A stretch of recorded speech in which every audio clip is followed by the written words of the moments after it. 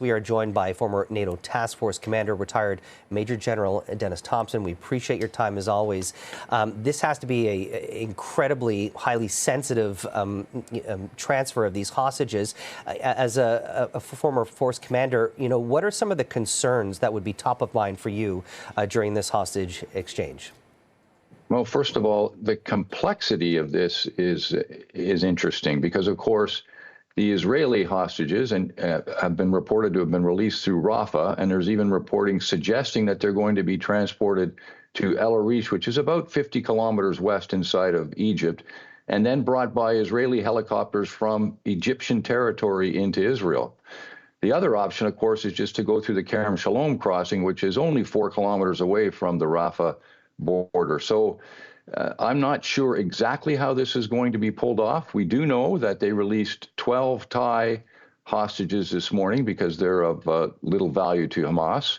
And now these 13 are in the hands of the ICRC. So that's one element. And it's the communications that will be affected through the ICRC, the International Committee of the Red Cross, with Israel to effect the release of the 39 detainees that Israel holds in the Offer prison in the West Bank. By the way, those 39 hostages are 15 males, probably teenagers or boys, and 24 female detainees of the 300 that Israel has put on offer. The other part of this is if it does go smoothly, the lines will be burned in, if you will. The concept of operations to make this happen will be more fluid as the days progress. That is provided that there are no perceived non-compliances of the operational pause agreement. And frankly, there's zero trust between Hamas and Israel directly. So that's why we need to use, they need to use intermediaries like the Red Cross and other negotiating functions, which they do through Qatar, the United States, and Egypt. I'm curious. We know that part of this deal includes the arrival of many of these 18-wheeler trucks that have fuel, medical supplies, food, water. What are your concerns about that materials getting into the right hands for many of the Palestinians who are suffering in these refugee camps? Are you concerned at all if Hamas does attempt to try and hijack these materials? How could that hinder this whole process? Well, I'm not sure that would work in Hamas's favor. Clearly, the population is suffering grievously. They've moved probably 1 million people from the north part of Gaza into the southern part of Gaza, into an area that was already one of the most densely populated parts of the world. So Khan Yunis and the Rafah town have now doubled in their population size. And of course, a lot of the infrastructure has been broken, so these people are living rough. That humanitarian aid will be meant for them, but sure, I'm sure that Hamas fighters will benefit from it as well. It's interesting that it's 200 trucks per day. They are all inspected, by the way, and Israel is part of that inspection process. But it also includes trucks carrying fuel for generators and gasoline for the vehicles that the emergency services use. Could those be used by Hamas? Quite possibly, but I don't know that it's that big of a deal now. The real issue will be what happens when all of this is over and Israel goes back on the offensive. Are they realistically going to try and take the southern part of the Gaza, which now has twice the population it had before? When it comes to the next steps of this conflict, obviously there's going to be efforts to try and get more of these hostages released, but obviously there are concerns about steps that Hamas might take to try and prolong this. Obviously, Israelis want to get back their people, but they don't want to hinder their military objective here, and that is to essentially destroy Hamas. How much opportunity do these ceasefires give Hamas to regroup, to restore, to get maybe more fighters that might be hiding in the south to come back to the north to join Hamas militants and continue fighting? What are your concerns there? Certainly, there's some advantage to there being a pause of this nature for Hamas, because as we know, part of the agreement, so the first part of the agreement is 4 days, 50 people for 150 detainees, or 50 hostages for 150 detainees, but that Israel has put on the table another 150 detainees and an additional series of operational pause days, out to as many as 5 if you do the math, should Hamas not breach the terms of the operational pause and release 10 hostages per day.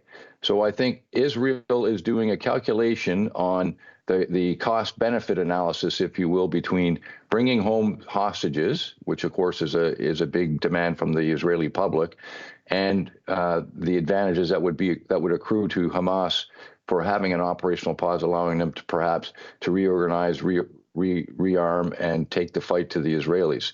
I'm not sure how much capability Hamas has left. They've certainly been dealt a severe blow in the north. And let's be clear, the north isn't clear yet. They have not taken the entire center of Gaza City. They have it totally surrounded and isolated, but they haven't cleared every section of it. So there's still some fierce fighting to go on in the north before they even head south. It's also interesting to note that as part of this agreement, air operations over southern Gaza were curtailed, including surveillance operations.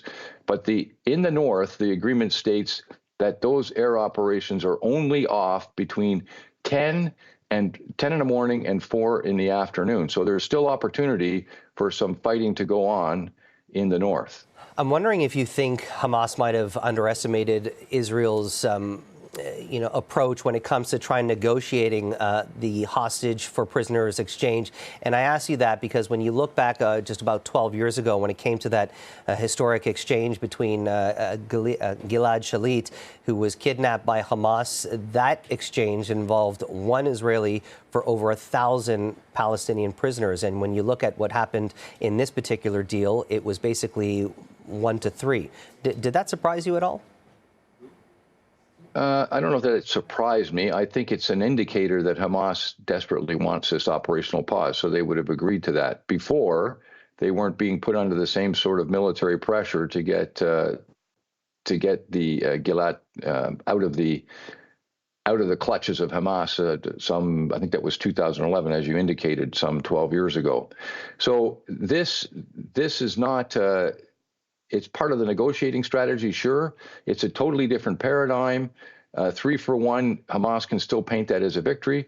The other interesting thing about the detainees that are being released, none of them were arrested post 7 October. They've all been detained before this incident occurred, the slaughter occurred in outside of Gaza, and they are, for the most part, as far as we can tell, residents of the West Bank. So there's a bit of an interesting disconnect. They are certainly Palestinians, but there's an interesting disconnect between those detainees that are in the West Bank in the Offer prison that'll be released to their families and friends in the West Bank, and what's going on in the Gaza Strip at this particular point in time. It'll also be interesting to see what other kind of side deals might be made. We're hearing reports that Thailand has negotiated the release of some of its prisoners, and there's still about over 20 other foreign nationals that are being held captive. Right. Former NATO task commander, retired Major General Dennis Thompson, we appreciate your time and perspective as always. Thanks for joining us.